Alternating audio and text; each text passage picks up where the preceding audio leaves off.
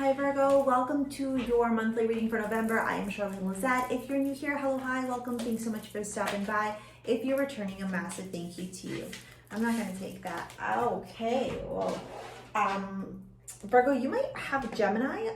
I think it was Gemini. Does it Raven? Get it if it's a book. Yeah, you and Gemini had this energy where I was using that deck and I was like, no, I was told to change it to this deck. This is what I call like my brute deck, my blend deck. Wow, okay, 2 of Cups flying out. We're not going to take that as the reading here, but we are going to take it as an additional to see why it's showing up so heavily, Virgo. Okay, let's take a look at the finances and career for you for November, Virgo. Knight of Cups, the World, okay. And the King of Swords. All right, something is coming to a completion here. You might be getting an offer for something higher, or there might be something legal coming up in your finances and career. General overall energy, the High Priestess. Whew, okay, the Hanged Man. That's 10 of Wands. Yeah, you might even be leaving your current position for something else, Virgo. Wow. Sorry. Whoa. Let's look at love. 3 of Pentacles. Yes, they're able to see the cards. 6 of Swords. And 5 of Cups. Okay, we're gonna leave that for the end. The Tower, the Empress. That's you showing up here fighting. Wow. Okay. I think that relationships, whether they're romantic or not, are playing. This actually sounds very familiar. I feel like I did this reading for you for the weekly. So go watch our weekly. I think relationships, connections, your connection to people, whether it's romantic, platonic, family, whatever, it plays a very big role. Very, very big role. Vesta, devotion is what came out, okay? What's important to you, Virgo? This is a month where you need to really get clear on what do you want? What's important to you? How do you make that the spotlight? How do you make that come to the forefront? How do you illuminate that, all right? Then we got forgiveness. Acknowledge that harboring resentment blocks the flow of love. Okay. I'm not gonna lie, I would not be surprised if a bunch of relationships end for you, or if like friendships. This just feels like you're closing the door on the old so that you can welcome in the new.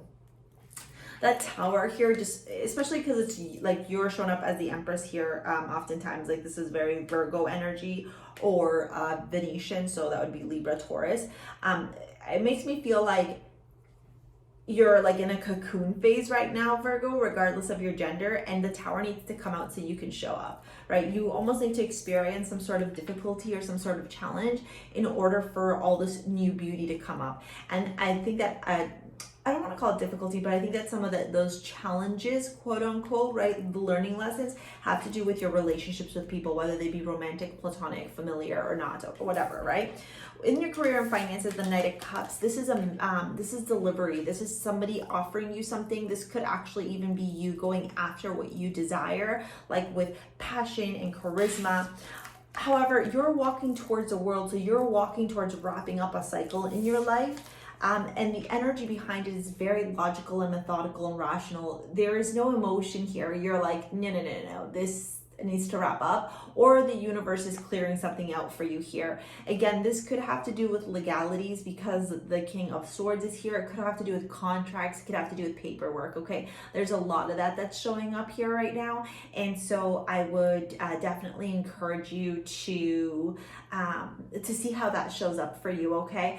Because this feels like, it literally feels like, you know, the image I'm actually getting is you're leaving a career or a job, like a company that you work for, and going to somewhere else, and somebody else is poaching you or trying to bring you over to their team. And for some of you, you may not want to leave, but you're also realizing that like the company that you're working at it's not good for you. Like it doesn't serve you. Raven, what is there? Go get it, honey. Raven, go get it. She's like her eyes are like, That's Raven's eyes right now. And then you got the High Priestess, the Hanged Man, and the Ten of Wands. Yeah, you know exactly what you need to do. I think even when you're watching this, you're like, oh, okay, I knew that. I knew that. Maybe there's parts of you that like didn't want to take like the next step. Maybe you are hesitating. Maybe you're feeling like, I'm not sure. I'm not sure how I feel about this. I'm not sure if I'm ready for this. That kind of energy. But the High Priestess is your opposite in the zodiac wheel. It's Pisces, okay? And that's your intuition. That's your psychic abilities. That's your connection to the world of like intuition and trusting your gut. And with that Hanged Man, I almost feel like you know that right now is not necessarily a time for action, but more a time to just kind of watch how the cards fall, right? Like the House of Cards. You're watching the House of Cards come down and you're like, all right, well, you're not coming, you're not coming, you're not, I don't want you there, I don't want you there. Like that's kind of how it feels when you're just watching this whole thing come down. Like the Tower. You're watching the Tower come down and you're like, I don't want you in my life anymore, I don't want you in my life anymore. You can stay, that kind of stuff, right?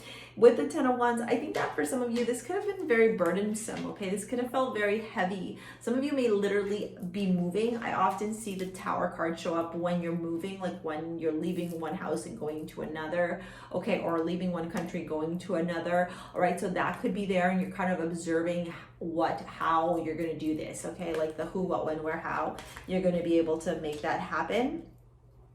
And yeah, like, this just feels like there's so much going on actually in the month of November. Like you're making some really, really big decisions, career, love, romance, like big decisions in all aspects of your life in the month of November. So definitely with that forgiveness, I acknowledge that harboring resentment blocks the flow of love. Like if somebody can't come with you, or if you know that you need to wrap up a relationship or a connection with somebody, then you know, being kind and gentle and loving is the way to go, right? You just can't do anything about that, right? Sometimes we just gotta let people go with love and kindness and respect and know they're just not meant to continue on with the journey with us. And with devotion, I would just say keep focusing on that which brings you joy, Virgo. I feel like there's a lot of really beautiful things that are happening, and sometimes when we want to welcome in all this beauty into our life, we also have to understand that some things they have to wrap up. They can't stay there in order for us to get to the next level. All right. If you want to book a live 1 hour reading, take a look at the description box below. I will share that 2021 is the last year when doing live readings. I'm actually moving forward and doing workshops and courses.